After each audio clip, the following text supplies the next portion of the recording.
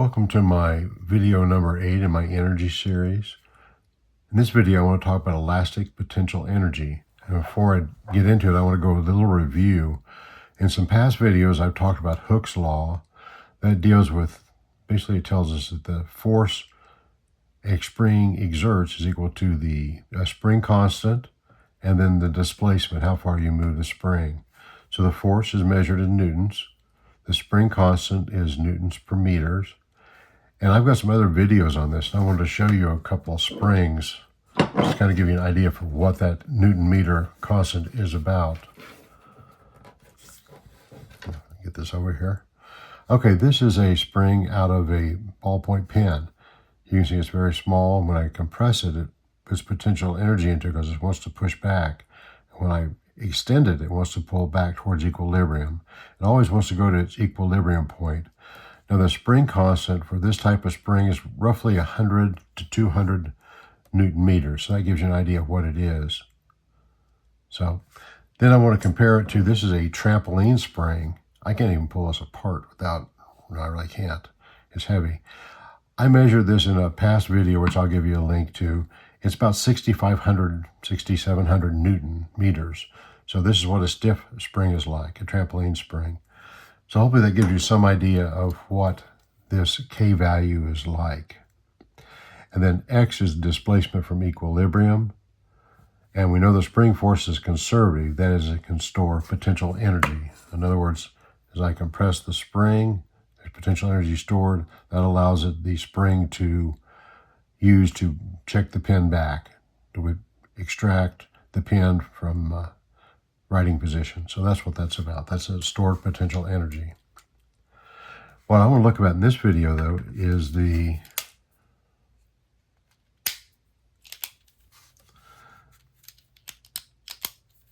I'll look at the elastic potential energies, because we're talking about energy.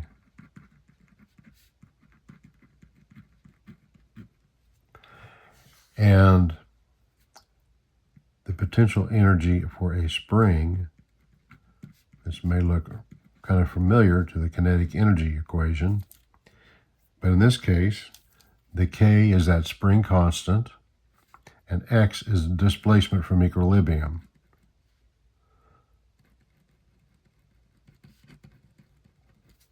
Equilibrium. That's where the spring naturally wants to rest, is the equilibrium point.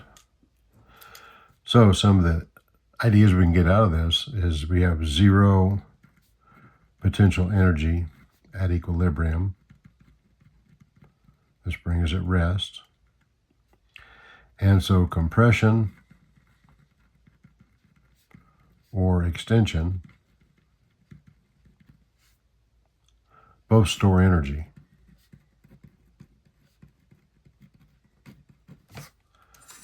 Back to the spring, that's compression. It's pushing against me.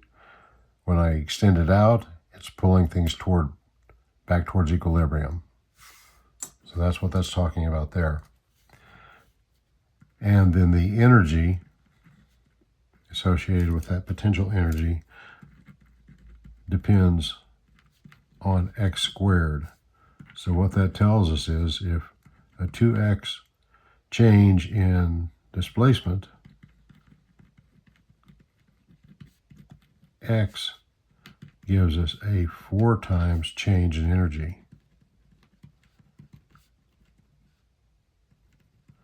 And that's just got to do with the equation being X squared. So that's a little introduction to potential energy. Next, I want to do an example of elastic potential energy. In this case, our spring with a constant about 300 Newton meters is compressed 0.15 meters. So this is like a stiff spring in a pen, because they're about 1 to 200, so it'll be a stiffer spring than that. Maybe it's a real heavy-duty pen or something.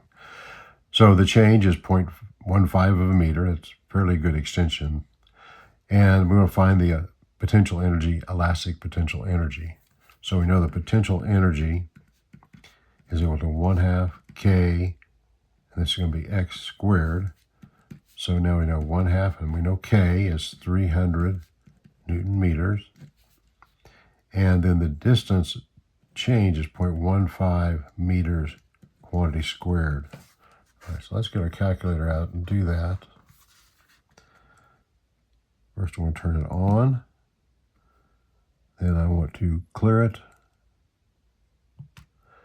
So let's take, first of all, let's take 0.15, we'll square that, times 300 times 0.5. Enter. That's equal to 3.375 Newton meters or joules. So that's going to be our unit of potential energy. So that's how much Newton meters or joules we have stored in the spring. In this example, a spring stores 18 joules of elastic potential energy. It has a spring constant of 400 Newton meters.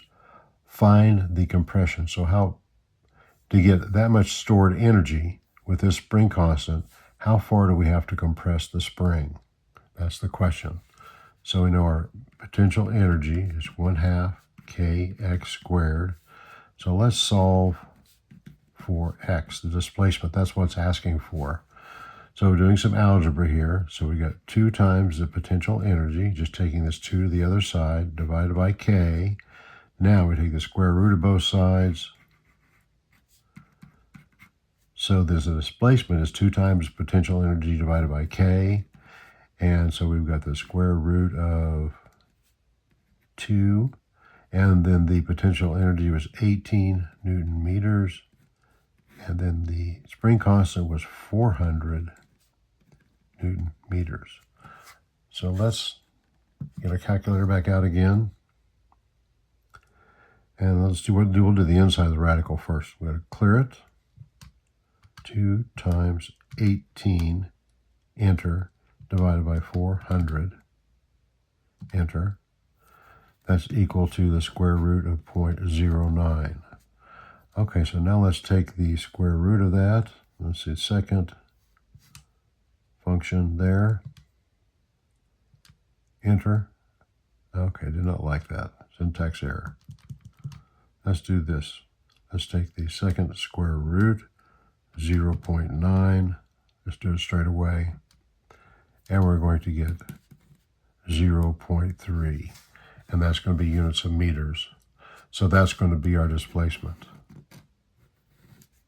How far we have to compress the spring to get this 18 joules of potential energy stored in the spring with a spring constant of 400 Newton meters.